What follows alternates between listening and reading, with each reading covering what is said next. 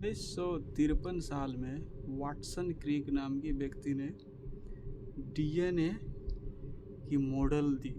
DNA कैसा होता है, जीन कैसा होता है, डीएनए के कुछ भाग होते हैं, उसको हम जीन कहते हैं। और उसके बाद 1990 में जीन को डिटेक्ट करने की जो प्रविधि है, पॉलीमरेज चेन रिएक्शन, उसकी डिस्कवरी हुई। अब कोई जीन है वो तो बहुत कम मात्रा में रहती है और उसको डिटेक्ट करना मुमकिन ही नहीं है, नामुमकिन है। इसीलिए हम उसको ज़्यादा एम्पलीफाई करेंगे, उसकी मिलियंस ऑफ कॉपीज बनाएंगे तो डिटेक्ट हो जाती है। कि ज़्यादा मात्रा में रहेगी तो डिटेक्ट हो सकती है, अब कम रहेगी, थोड़ी सी रहेगी तो नहीं डिटेक्ट होती है। इसीलिए हम इसको एम्पलीफाई करने की प्रविधि जो कहते हैं पीसीआर, पॉलीमरेज चेन रिएक्शन, 1990 साल में डिस्कवर हुई। और जब पीसीआर की प्रविधि डिस्कवर हुई थी 1990 में, तो उसमें प्रॉब्लम जो क्या थी कि टेम्परेचर ज़्यादा देना पड़ता था, लगभग 95 डिग्री सेल्सियस टेम्परेचर देना पड़ता था। और उतना जो हाई टेम्परेचर में क्या होती थी कि वो इंजाइम है जो एम्पलीफाई करती है डीएनए, वो डिस्ट्रॉय हो जाती थी, वो प्रॉब्लम आई। इसीलिए साइंटिस्ट सब ने, एक प्लांट होती है थर्मस एक्वाटिकस, वो हाई टेम्परेचर में ग्रो कर सकती है, वो प्लांट की जो पॉलीमरेज निकाली, उसकी जो पॉलीमरेज निकाली और उससे फिर एम्पलीफाई किया। और उस सब ने क्या पाया कि ये एंजाइम स्टेबल है, हाई टेम्परेचर पर स्टेबल है। उसके बाद थर्मस एक्वाटिकस पॉलीमरेज एंजाइम से पीसीआर कमर्शियलाइज हुई और बहुत यूज हुई। आज भी हम बहुत यूज़ करते हैं पॉलीमरेज चेन रिएक्शन, और वही thermos aquaticus polymerase enzyme use करते हैं।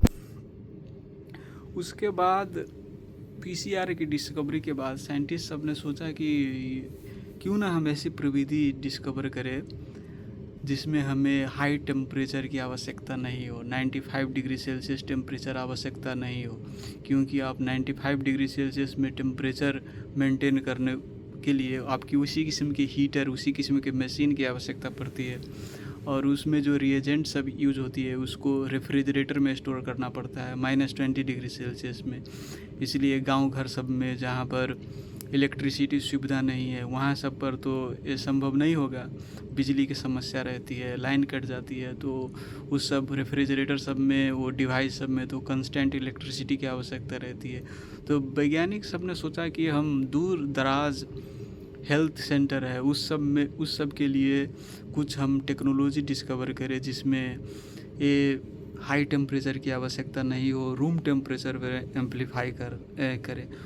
और उसके बाद सबने डिस्कवर किया आइसोथर्मल एम्पलीफिकेशन, उसको कहते हैं lamp, loop mediated isothermal amplification of gene. और उसके बाद रिकम्बिनेज पॉलीमरेज एम्पलीफिकेशन की डिस्कवरी हुई। उसमें आपकी हल्की टेम्परेचर ज़्यादा देनी पड़ती है, 60 डिग्री सेल्सियस, उसमें हीटर की आवश्यकता होती है 60 डिग्री सेल्सियस। लेकिन आइसोथर्मल एम्पलीफिकेशन जो होती है उसमें आपको हीटर की आवश्यकता नहीं होती है, रूम टेम्परेचर पर एम्पलीफाई कर सकते हैं। और उसकी जो रिएजेंट सब है उसे हम फ्रिज में उतना स्टोर नहीं करना पड़ता है, रूम टेम्परेचर पर स्टेबल होती है। इसीलिए वो आइसोथर्मल एम्पलीफिकेशन की कॉन्सेप्ट आई। और उसके बाद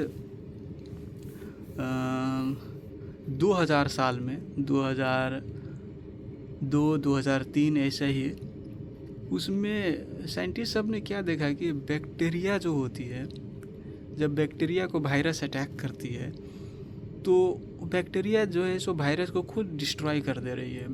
बैक्टीरिया को इन्फेक्शन नहीं हो रही है वायरस से। मतलब क्या प्रविधि है बैक्टीरिया में, क्या इसकी इम्यून सिस्टम है, क्यों, कैसे डिस्ट्रॉय कर रहा है वायरस को, वो अध्ययन किया साइंटिस्ट सब ने। और उसमें क्या पाया कि क्रिस्पर कैस सिस्टम होती है, उसकी इम्यूनिटी होती है बैक्टीरिया की, और उस इम्यूनिटी से वो वायरस को डिस्ट्रॉय कर रही है।